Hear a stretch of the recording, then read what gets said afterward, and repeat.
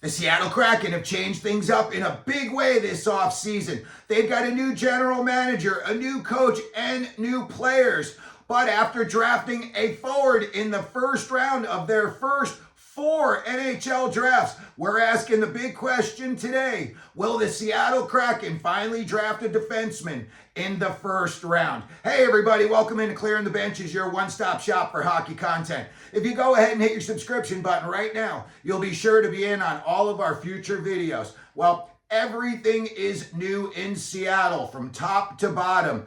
GM, coach, players, they are changing things up there. But I got to ask that question at the draft. Are they finally going to take a defenseman in the first round? They are picking at number 8, and lucky for them, there are 2 huge-bodied and big-name defensemen right in their backyard that they may have an opportunity to take. So let's look at what the Kraken have done recently at the draft. They drafted Matty Beniers. Last year, big-time regression, in my opinion, 43 points. The following year, they drafted Shane Wright. Last year for the Kraken, he had 44 points. Then they drafted Edward Chalet and then Berkeley Catton this past draft.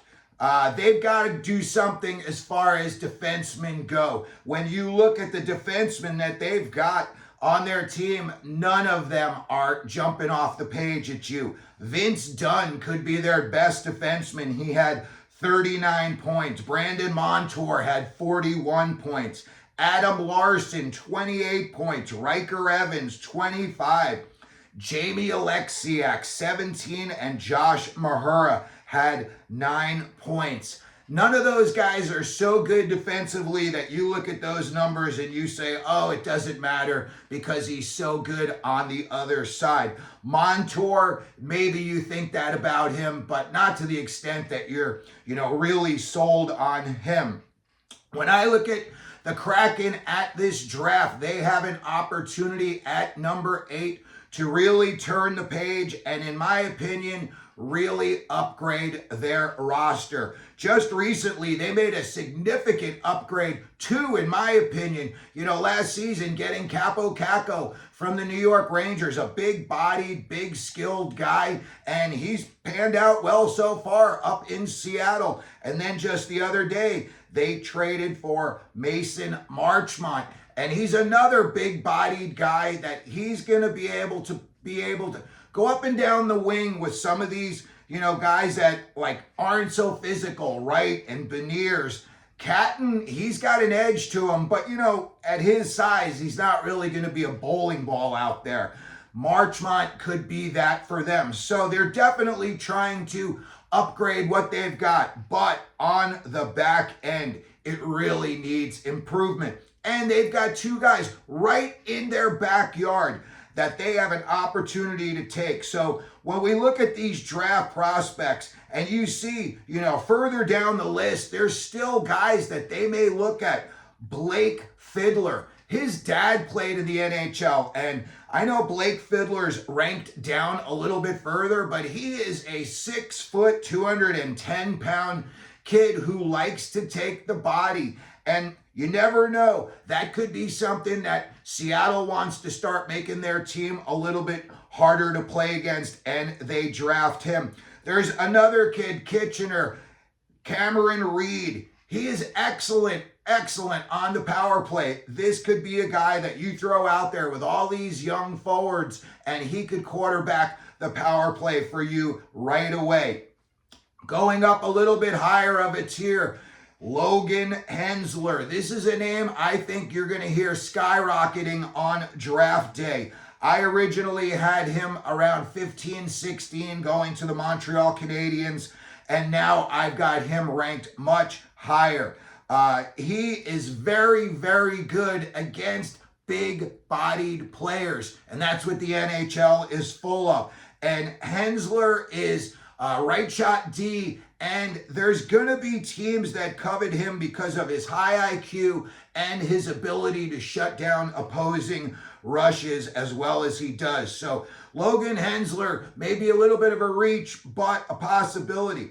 Another guy in the same situation, but he would be a crowd favorite instantly. Kashawn Aitchison.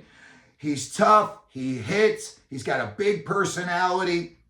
You could throw him out there in front of the media, and he's going to eat it up, and he's going to give the media all the answers that they want to hear. So I think he might be a little bit of a reach, but to hear his name at number 8 would not shock me. And now let's get to the 2 names that are right in their backyard. And in my opinion, one of these 2 guys is going to be the guy that they draft. First one you look at, and he's playing for the Seattle Thunderbirds, Radim Mertka. He's over 6'6" and like 220 pounds.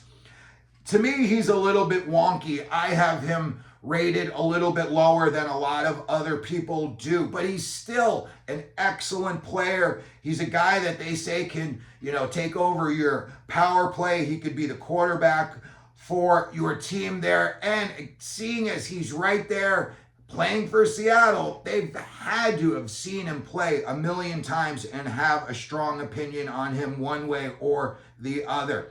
And then the next guy, and this is the guy that I think the Seattle Kraken will draft at number 8, and that is left shot D Jackson Smith. He plays for Tri-City. 6'3", 195 pounds. He is smart. He plays physical, and he is an excellent skater. That's exactly what the Kraken need. They need, being a local boy or playing locally now, that always helps a little bit. Some people in your region are going to be more familiar with him and maybe take a liking to him a little bit quicker. But when you look at his ability on the ice, he's a big-bodied guy. You're going to have to start getting guys out there, again, to protect some of these smaller players that you've got up front. And when I look at Jackson Smith, I see 2 guys that play for the Vegas Golden Knights, Shea Theodore and also Braden McNabb.